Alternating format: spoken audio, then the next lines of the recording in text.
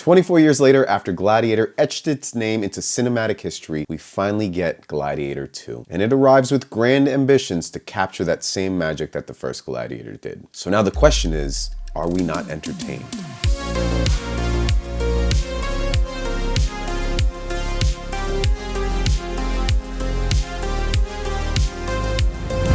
Now I gotta be honest, when Gladiator 2 was first announced, I did not care. When the trailer dropped, I did not care. As a matter of fact, I actually never saw a full trailer of the film. There was a huge discourse about the music that was used in the trailer and how it did not feel accurate to the type of film that it was. And hearing all of this and seeing most of my mutuals argue about this really was just off-putting, and I decided to not even watch the trailer. I knew this was a movie that I'd go see in theaters eventually, and today was the day. Just like the very first Gladiator, this film explores themes of legacy, revenge, and redemption. The only catch is we don't have Russell Crowe. Now when it comes to the lead, played by Paul Mescal, I know nothing of this actor. I've actually never seen him in anything prior to this film. And I also was not going into this movie comparing him to Russell Crowe. What Russell Crowe did in Gladiator cannot be replicated. And I gotta be honest, Paul Mescal as Lucius was actually not bad. I felt that there was a subtleness to his character, this underlying tone of anger that was within him because of the events that happened in the beginning of the film. And it was nice to see that balance. There was a softer side to him, but there was also, when he needed to be aggressive, aggressiveness. And as for everybody else in the movie, they were fantastic. I really enjoyed Joseph Quinn's character. There were genuine scenes with him where he didn't actually say much, but his eyes did a lot of the talking. There was a point where Joseph Quinn and Paul Mescal come together, and Paul Mescal recites this poem to Joseph Quinn. And all Joseph Quinn does is stare directly into his eyes, and you can see the watering in his eyes because there's almost this idea of, you're disrespecting me in front of my people,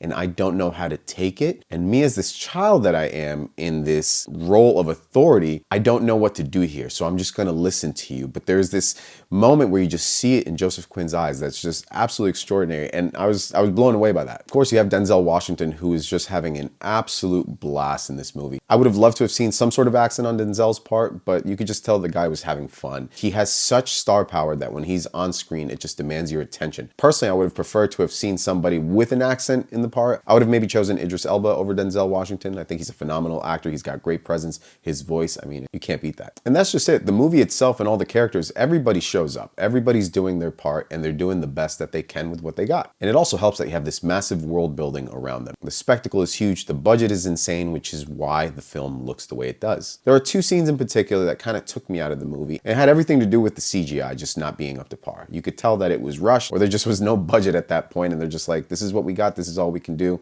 Here you go. What made Gladiator so good was the story and the emotion that was part of this story. The original film wasn't just an action epic, but it was an emotional journey. When we follow Russell Crowe's character, we are invested in everything that he is doing. We know why he's doing what he is doing. We feel his pain. We know that the man has suffered, and we want to see him feel peace at the end of the film. In this movie, they try to do the same thing, but it just never quite gets there. There is emotion to be had, don't get me wrong, but it's all surface level emotion. And that's where I feel that the film fails for me personally. Don't get me wrong, Lucius' story is engaging. It just never quite achieves that same emotional depth. The stakes feel more external than they do internal, and the film leans heavily on its spectacle rather than its soul. And that's not to say it's a bad film, far from it. Gladiator 2 is in fact entertaining. I would say it's a good film, but it stops short of greatness. There are moments that feel rushed and underdeveloped, and some characters are introduced just to fade into the background. Here's the thing, Gladiator 2 is not going to be a film that's going to be remembered. It succeeds as an action film set in the Roman era, but that's just it. It doesn't go anywhere else from there. It just happened to be the sequel to one of the best movies ever made. So there's a lot of weight on their shoulders for this one. If you're going into this movie comparing it to the original, I think it's going to fail on many levels for you. Now, I don't know if it had anything to do with the studio cutting down the runtime of the film so that it could be played more and make more money, but that seems to be the case here. I feel like there were moments where things happened so quickly that we never really got fully invested to begin with to even know how we got from point A to point B. Ultimately, while Gladiator 2 won't be carving out a legacy like its predecessor, it does succeed as a solid action film set in the Roman era. If you're looking for epic battles, political intrigue, and just the whole lure of ancient Rome, this movie's for you. But if you're hoping to recapture the heart and emotional heft of Gladiator, this sequel may leave a bit to be desired. In the end, for me, it's a satisfying return to this beloved world of Gladiator, but it just lacks that spark to make it unforgettable. Thank you so much for watching, and if you enjoyed this video, please give it a like and consider subscribing if you haven't for more reviews, more videos of me ranting, unboxings, and anything else that I do on this channel. Thank you so much for watching. I'll see you on the next one.